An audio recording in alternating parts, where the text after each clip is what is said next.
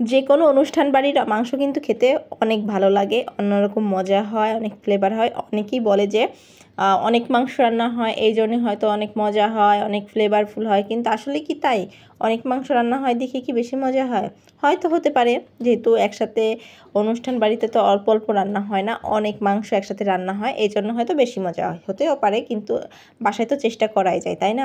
তো চেষ্টা করি আজকে হচ্ছে ওই অনুষ্ঠান বাড়ির মতো মাংস রান্না করতে।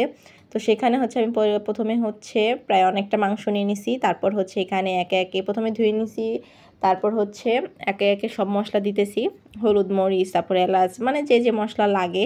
তো এখানে হচ্ছে আমার কাছে বড় এলাচটা ছিল না, আমি ছোটো এলাচটাই দিয়েছি, দারচিনি দিয়েছি, তেজপাতা দিচ্ছি, পেঁয়াজ দিয়েছি, পরিমাণ মতো আদা রসুন। আমার কাছে যতটুকু মনে হয়েছে যে না এতটুকু পরিমাণ লাগবে, তো আমি সেটুকু পরিমাণে নিয়েছিলাম। তো সমস্ত কিছু দেওয়া, মরিচ টরিচ সব কিছু দিয়ে দেওয়ার পর হচ্ছে আমি লাস্টে হচ্ছে তেলটাও দিচ্ছিলাম। তেলটাও দিয়ে আমি আমি চাচ্ছিলাম যে আপনার রান্নার 1-1.5 ঘন্টা আগে আমি এটা ম্যারিনেট করে রেখে দিব।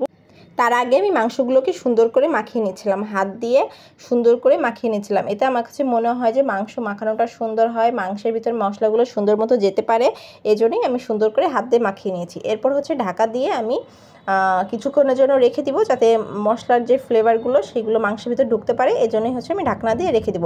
তো ঢাকনা দিয়ে কিছুক্ষণ রাখার পর দেখলাম যে না, এখন সুন্দর মতো মাংসটা সেট হয়ে গেছে। তারপর হচ্ছে মশলার ফ্লেভারগুলো মাংসের মধ্যে ভালো মতোই ঢুকছে। তারপর হচ্ছে আমি এটা চুলায় দিয়ে দিছি। চুলায় দিয়ে দেওয়ার পর আমি এটা আবার একটু ভালো মতো নেড়ে নিচ্ছিলাম, যাতে কোথাও যদি মশলা টশলা দলা পেকে থাকে সেগুলো যাতে সুন্দর মতো আবার ঠিক হয়ে যায়। তো নেড়ে চেড়ে নেওয়ার পর হচ্ছে আমি চুলার জালটা দিয়ে দিয়েছিলাম। জাল দেওয়ার পর আমি কিন্তু প্রথমেই কিন্তু এখানে কোনো প্রকার পানি ইউজ করি নাই। ওই যে মাখিয়ে রেখে দেওয়ার পর যে পানিটা গলছে, কিংবা চুলায় দেওয়ার পর যে পানিটা গলছে, সেটাতেই কিন্তু রান্নাটা হচ্ছে। এবং আস্তে আস্তে জাল দেওয়ার কারণে মাংস থেকে একটু একটু করে পানি বের হচ্ছে, এবং ওই পানিতেই কিন্তু মাংসটা সিদ্ধ হচ্ছে।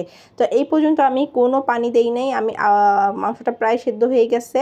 তারপর হচ্ছে আমি এর মধ্যে হচ্ছে আলুটা দিয়ে দিব। আমি এখনও কোনো পানি দেই নাই, আলুটা আস্তে আস্তে দমে সিদ্ধ হবে। সিদ্ধ হয়ে যাওয়ার পর এই যে এইটুকু ঝোল আছে, লাস্টে হচ্ছে আমি একটু বেরেস্তা দিয়ে দেবো। বেরেস্তা দিয়েই কিন্তু আমি চুলার জালটা অফ করে দেবো। বেরেস্তা দিয়ে ঢাকনাটা দিয়ে আমি চুলার জালটা অফ করে দেবো। এভাবেই কিন্তু খুব ভালো একটা ফ্লেভার আসে, এবং খেতেও কিন্তু অনেক ভালো হয় বেরেস্তা দেওয়ার কারণে।